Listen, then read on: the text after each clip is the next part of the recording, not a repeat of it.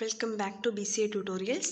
ഇന്ന് നമ്മൾ ഡിസ്കസ് ചെയ്യുന്നത് 20/2/2016 നടന്ന കേരള PSCയുടെ question paper 33/2016 computer operator information and public relations എന്ന ക്വസ്റ്റ്യൻ പേപ്പറിലെ ക്വസ്റ്റ്യൻസിൻ്റെ പാർട്ട് 8 ആണ്. ഓക്കെ, അപ്പോൾ നമുക്ക് ക്വസ്റ്റ്യനിലേക്ക് കടക്കാം. First question: executing a program based on a change in hardware or software is called object oriented programming, procedure oriented programming, visual programming, event driven programming. അപ്പോൾ ഇത് ഓരോന്നും എന്താണെന്ന് നമുക്ക് ആദ്യം നോക്കാം. അപ്പോൾ അതിന് മുമ്പ് നമുക്ക് ആൻസർ എന്താണെന്ന് നോക്കാം. ആൻസർ ഇവൻറ്റ് ഡ്രിവൺ പ്രോഗ്രാമിംഗ് ആണ്. അപ്പോൾ ബാക്കിയുള്ളത് എന്താണ്, അതുപോലെ തന്നെ ഇവൻറ്റ് ഡ്രിവൺ പ്രോഗ്രാമിംഗ് എന്താണെന്ന് നോക്കാം. അപ്പോൾ first one object oriented programming. എന്താണ് ഒബ്ജക്റ്റ് ഓറിയൻറ്റഡ് പ്രോഗ്രാമിംഗ് എന്ന് പറഞ്ഞു കഴിഞ്ഞാൽ it is a programming concept that works on the principles of abstraction, inheritance and polymorphism. അപ്പോൾ ഇവിടെ മെയിനായിട്ട് നമുക്ക് ഊപ്സിൻ്റെ കൺസെപ്റ്റ് കുറച്ച് നമ്മൾ പഠിച്ചിട്ടുണ്ടായിരുന്നു. എന്തൊക്കെയാണ്? ഇൻഹെറിറ്റൻസ് നമ്മൾ ഓൾറെഡി പഠിച്ചിരുന്നു അല്ലേ. അപ്പോൾ ഇൻഹെറിറ്റൻസും അതിൻ്റെ ക്ലാസിഫിക്കേഷനും പഠിച്ചു. അതുപോലെ തന്നെയുള്ള ബാക്കി കുറച്ച് കൺസെപ്റ്റ്സും കൂടിയാണ് നമ്മൾ ഇന്ന് പഠിക്കാൻ വേണ്ടി പോകുന്നത്. അപ്പോൾ മെയിനായിട്ട് ഊപ്സ് എന്ന് പറയുമ്പോൾ അത് ഒബ്ജക്റ്റ് ഓറിയൻറ്റഡ് പ്രോഗ്രാമിംഗ് ആണെന്ന് നമുക്കറിയാം. അതിലിപ്പോൾ മെയിനായിട്ട് വരുന്നത് എന്തുതന്നെയാണ്? ഒബ്ജക്റ്റ്. ഒബ്ജക്റ്റ് എന്ന് പറയുന്നത് ഇൻസ്റ്റൻസ് ഓഫ് എ ക്ലാസ് ആണ് ഒബ്ജക്റ്റ്. ഓക്കെ, അപ്പോൾ അതിന് ക്ലാസ് എന്താണ്? ക്ലാസ് എന്ന് പറയുന്നത് it is A group of similar entities. അതൊരു ലോജിക്കൽ കമ്പോണൻ്റ് ആണ് ക്ലാസ് എന്ന് പറയുന്നത്. ഇപ്പോൾ നമുക്കൊരു എക്സ്പെൻസീവ് കാർ എന്ന് പറഞ്ഞു കഴിഞ്ഞാൽ ആ ഒരു ക്ലാസ്സിൽ ഉൾപ്പെടാവുന്ന ഒരു സെറ്റ് ഓഫ് കാർസ്, ഇപ്പോൾ BMW, ടൊയോട്ട, മെഴ്സിഡസ്, അങ്ങനെ നമുക്ക് എ സെറ്റ് ഓഫ് കാർസ് നമുക്ക് പറയാൻ വേണ്ടി പറ്റും. അപ്പോൾ അതിൻ്റെ പ്രോപ്പർട്ടീസ്, അതുപോലെ അതിൻ്റെ ഡിഫറെൻറ്റ് മെത്തേഡ്സ്, അതെല്ലാം നമുക്ക് ഇതിൻ്റെ ഒരു ക്ലാസ്സിൻ്റെ കൂടെ നമുക്ക് കണക്ട് ചെയ്ത് പറയാൻ വേണ്ടി പറ്റുന്നതാണ്. ഓക്കെ, അപ്പം ഇൻസ്റ്റൻസ് ഓഫ് എ ക്ലാസ് ആണ് എന്ത്? ഒബ്ജക്റ്റ് എന്ന് പറഞ്ഞാൽ. അപ്പോൾ ഈ കാർ ഇതൊക്കെ എന്തായിട്ട് വരും? ഓരോ കാറും ഒരു ക്ലാസ് ആയിട്ട് വരും. നെക്സ്റ്റ് കൺസെപ്റ്റാണ് ഇൻഹെറിറ്റൻസ് എന്ന് പറയുന്നത്. ഇൻഹെറിറ്റൻസ് എന്ന് പറഞ്ഞു കഴിഞ്ഞാൽ നമ്മൾ ഒബ്ജക്റ്റ് പറഞ്ഞു, അതുപോലെ ക്ലാസ്. നെക്സ്റ്റ് വരുന്നതാണ് ഇൻഹെറിറ്റൻസ്. ഇൻഹെറിറ്റൻസ് എന്ന് പറഞ്ഞു കഴിഞ്ഞാൽ എന്താണ്? നമുക്കറിയാം, അതായത് ഒരു ഒബ്ജക്റ്റിൻ്റെ പ്രോപ്പർട്ടി, അതിൻ്റെ ബിഹേവിയർ വേറൊരു ഒബ്ജക്റ്റ് അക്വയർ ചെയ്യുന്നതാണ് ഇൻഹെറിറ്റൻസ് എന്ന് പറയുന്നത്. അപ്പോൾ ഏതിൻ്റെ ആണോ അക്വയർ ചെയ്യുന്നത് അത് പാരൻ്റ് ക്ലാസ്, അതുപോലെ തന്നെ ഏതാണോ അക്വയർ ചെയ്ത് അത് ചൈൽഡും. ആ ഒരു രീതിയിൽ നമ്മൾ ഇൻഹെറിറ്റൻസിൻ്റെ കേസിൽ പറഞ്ഞിട്ടുണ്ടായിരുന്നു. ഇനി അടുത്തതാണ് പോളിമോർഫിസം. പോളിമോർഫിസം എന്ന് വെച്ച് കഴിഞ്ഞാൽ പോളി എന്ന് വെച്ചാൽ എന്താ? മോർ ദാൻ വണ്ണിനെയാണ് നമ്മൾ പോളി എന്ന് പറയുന്നത് അല്ലേ. അപ്പോൾ മോർ ദാൻ വൺ ഫോമിൽ നമുക്ക് കാണാൻ വേണ്ടി പറ്റുന്നു. ഇപ്പോൾ നമുക്കറിയാം, നമ്മൾ മെയിനായിട്ട് പഠിച്ച ഒരു കാര്യമായിരിക്കും ഏരിയ.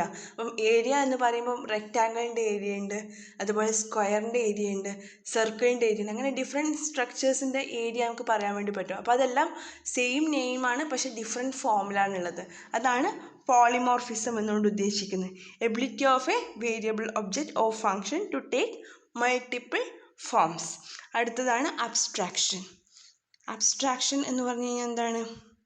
അബ്സ്ട്രാക്ഷൻ അതായത് അതിൻ്റെ എസെൻഷ്യൽ ഫീച്ചേഴ്സ് മാത്രം റെപ്രസെൻ്റ് ചെയ്യുന്നു.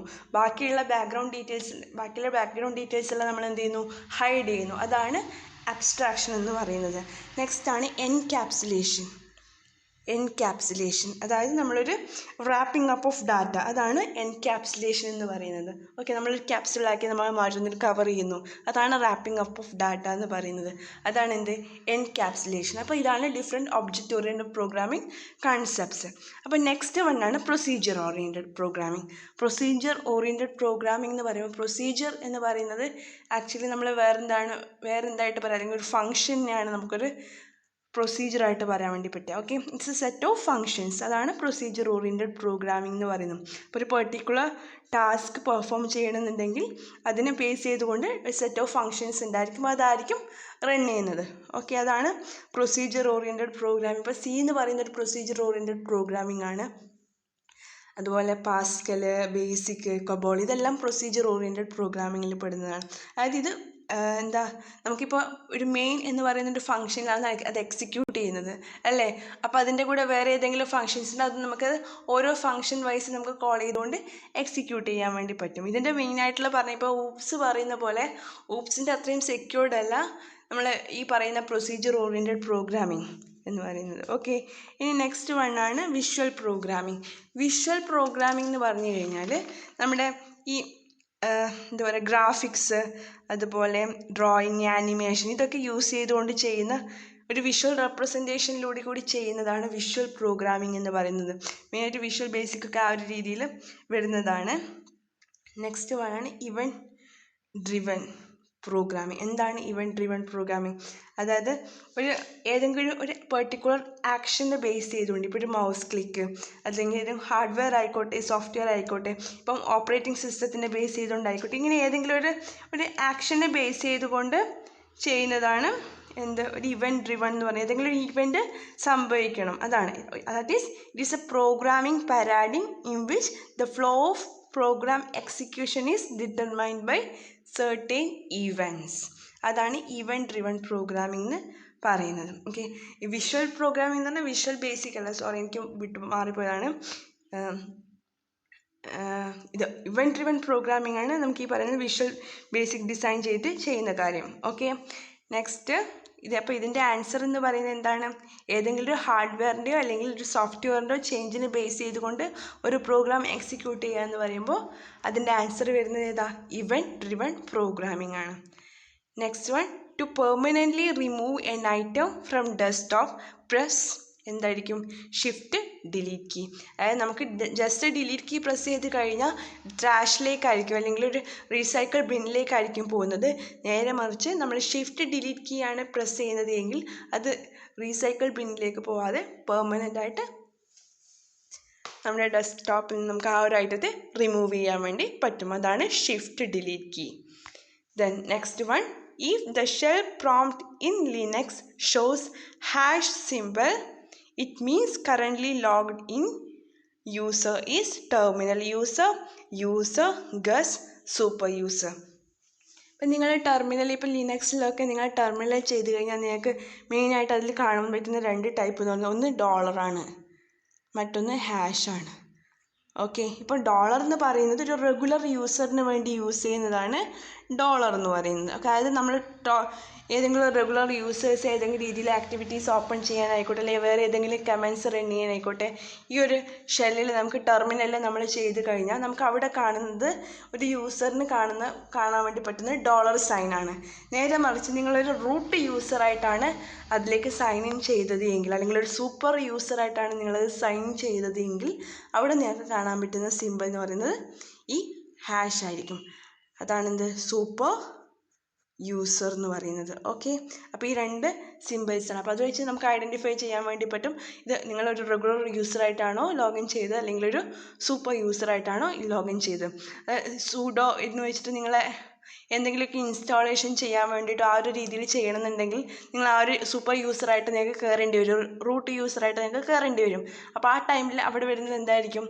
ഹാഷ് ആയിരിക്കും. Okay, next one, the diameter of most common compact disk is.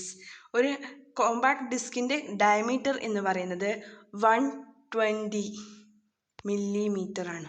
Okay, next question, arrange the following softwares based on the preference of use.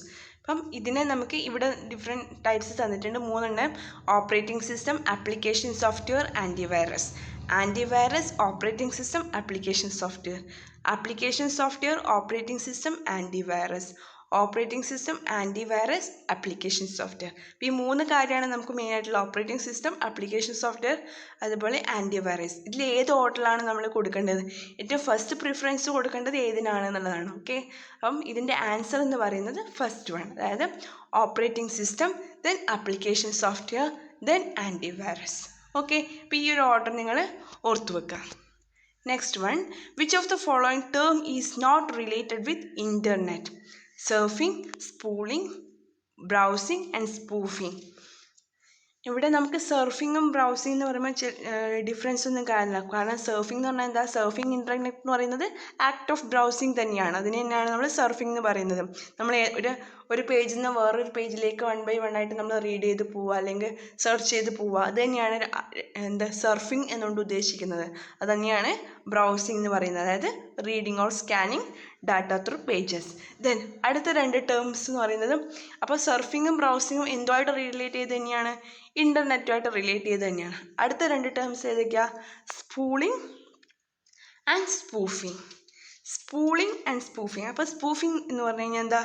Spoofing എന്ന് പറഞ്ഞു കഴിഞ്ഞാൽ അതൊരു cyber അറ്റാക്കാണ്. അതായത് നമുക്കിപ്പോൾ വേറെ ഏതെങ്കിലും ഒരു ലെജിറ്റിമേറ്റ് യൂസറാണ് എന്ന് പറഞ്ഞുകൊണ്ട് നമുക്ക് ഒരു യൂസറുമായിട്ട് ആക്ട് ചെയ്യുന്നു, ആ ഒരു രീതിയിൽ മറ്റുള്ളവരുടെ ഡീറ്റെയിൽസ് കളക്ട് ചെയ്യുന്നു. അതാണ് സ്പൂഫിങ് എന്നുകൊണ്ട് ഉദ്ദേശിക്കുന്നത്. ഇപ്പോൾ ഫോൺ സ്പൂഫിങ്, അതുപോലെ തന്നെ ഇമെയിൽ സ്പൂഫിങ്, അതൊക്കെ ഡിഫറെൻറ്റ് ടൈപ്പ് ഓഫ് കാറ്റഗറീസ് നമുക്ക് പറയാൻ വേണ്ടി പറ്റും. അപ്പോൾ സൈബർ അറ്റാക്കിൽ ഇതെങ്ങനെയാണെന്ന് വെച്ച് കഴിഞ്ഞാൽ, ഇപ്പോൾ ഏതെങ്കിലും ഒരു ബാങ്കിൽ നിന്ന് വിളിക്കുന്ന, നിങ്ങൾക്കിപ്പം പല രീതിയിലുള്ള ക്രൈംസും വരുന്നുണ്ടാവും, കേട്ട് കാണും. അതായത് ഇപ്പോൾ ബാങ്കിൽ നിന്ന് ക്രെഡിറ്റ് കാർഡ് ഡീറ്റെയിൽസും കാര്യങ്ങളൊക്കെ വിളിച്ച് കോൾ ചെയ്യുക, അത്തരത്തിൽ. അല്ലെങ്കിൽ നിങ്ങൾ എന്തെങ്കിലും ലോട്ടറി വിൻ ചെയ്തു, അപ്പോൾ നിങ്ങളുടെ ഇത്രയും ഡീറ്റെയിൽസ് അയക്കണം എന്ന് പറഞ്ഞുകൊണ്ട്, അപ്പോൾ നിങ്ങളുടെ ക്രെഡിറ്റ് കാർഡ് ഡീറ്റെയിൽസും കാര്യങ്ങളും കളക്ട് ചെയ്യാൻ വേണ്ടി ഇതൊരു ലെജിറ്റിമേറ്റ് യൂസറാണ് എന്നുള്ള രീതിയിൽ വന്നുകൊണ്ട് നിങ്ങളുടെ ഇൻഫോർമേഷൻസ് കളക്ട് ചെയ്യുന്നു.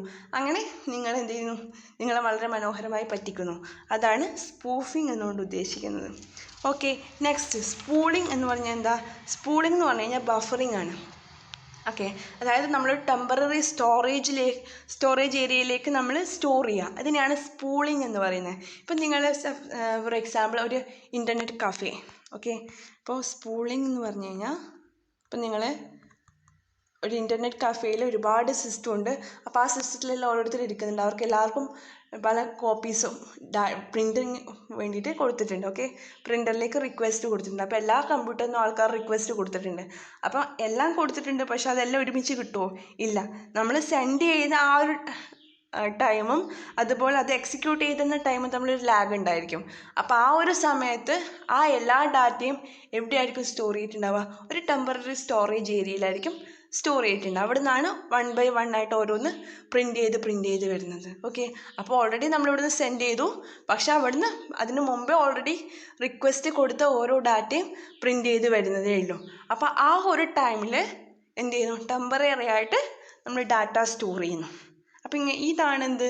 സ്പൂളിങ് എന്ന് പറയുന്നത്. അപ്പോൾ അത് എന്തുമായിട്ട് റിലേറ്റ് ചെയ്തിട്ടുള്ളതല്ല, ഇൻ്റർനെറ്റുമായിട്ട് റിലേറ്റ് ചെയ്ത് കിടക്കുന്നില്ല, മറിച്ച് അതൊരു ബഫറിങ് ആയിട്ട്, ഒരു ബഫർ സ്റ്റോറേജ് ഏരിയ ആയിട്ട് റിലേറ്റ് ചെയ്ത് കിടക്കുന്നതാണ്. സോ നമ്മുടെ ആൻസർ എന്ന് പറയുന്നത് എന്തായിരിക്കും? സ്പൂളിങ് ആയിരിക്കും. Okay, next one. Bash is a Linux kernel, Linux file system, Linux editor, Linux shell. അപ്പോൾ ബാഷ് എന്ന് പറയുന്നത് ഒരു ലിനക്സ് ഷെല്ലാണ്. ബോണി എഗെയിൻ ഷെല്ലാണ് ബാഷ് എന്ന് പറയുന്നത്. അതുപോലെ വേറെ ഡിഫറെൻറ്റ് ഷെൽസ് ഉണ്ട്. K shell, C shell. K shell means Korn shell, Z shell, then Bourne shell, അങ്ങനെ ഡിഫറെൻറ്റ് ടൈപ്പ് ഓഫ് ഷെൽസ് ഉണ്ട്. നിങ്ങൾ ടെർമിനൽ ഒരു ഇൻ്റർപ്രിറ്ററായിട്ട് ആക്ട് ചെയ്യുന്നതാണ് ലിനക്സിൽ.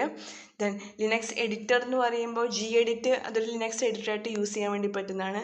പിന്നെ വി ഐ എഡിറ്റർ, അതൊക്കെ ജി എഡിറ്ററിൽ വരുന്നതാണ്. ഓക്കെ, അപ്പോൾ ഇത്രയാണ് ലിനക്സുമായിട്ട് റിലേറ്റ് ചെയ്ത്. Next one, data encoding on CD-ROM is in the form of concentric track, spiral track, elliptical track, concentric with Pitt's and lines. ഇപ്പോൾ ഡാറ്റ എൻകോഡിംഗ് എന്ന് പറയുന്നത് അതിൻ്റെ ആൻസർ എന്ന് പറയുന്നത് സ്പൈറൽ ട്രാക്കാണ്. അതായത് ഡാറ്റ പ്ലേസ് ചെയ്തിരിക്കുന്നത് in the form of small Pitt's റെക്കോർഡിന് spiral ട്രാക്കിലായിരിക്കും.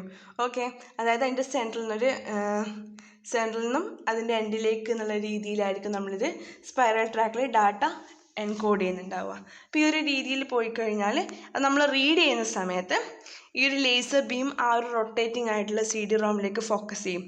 അതിനുശേഷം അതിൻ്റെ റിഫ്ലക്ഷൻ അനുസരിച്ചുകൊണ്ടായിരിക്കും നമുക്കത് അറിയാൻ വേണ്ടി പറ്റുക. കാരണം ഓരോ പിറ്റ്സും ആ ഒരു റീഡ് ഹെഡ് ഉണ്ടല്ലോ, ആ ഒരു റീഡ് ഹെഡിന് അത് വ്യൂ ചെയ്യാൻ വേണ്ടി പറ്റും. അതിൻ്റെ ഇൻറ്റൻസിറ്റി അനുസരിച്ച് കൊണ്ട് അതിന് ഇൻ്റർപ്രറ്റ് ചെയ്യാൻ വേണ്ടി പറ്റും.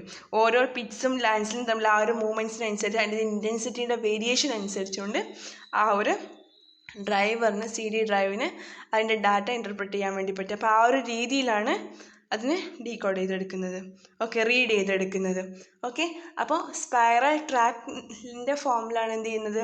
ഈ ഒരു ഡാറ്റ എൻകോഡിങ് ഈ ഒരു CD-ROMൽ നടക്കുന്നത്.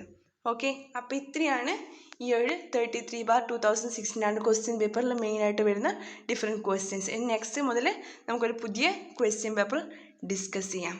Okay, thank you.